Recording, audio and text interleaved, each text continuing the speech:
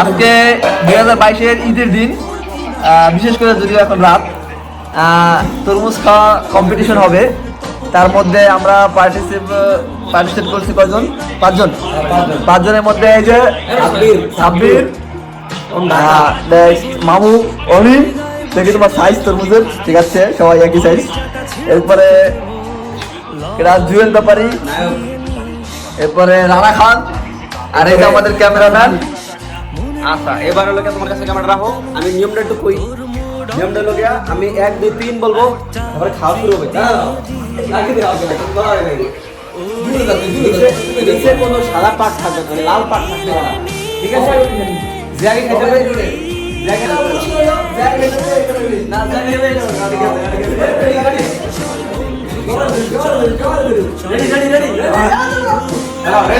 1 2 3।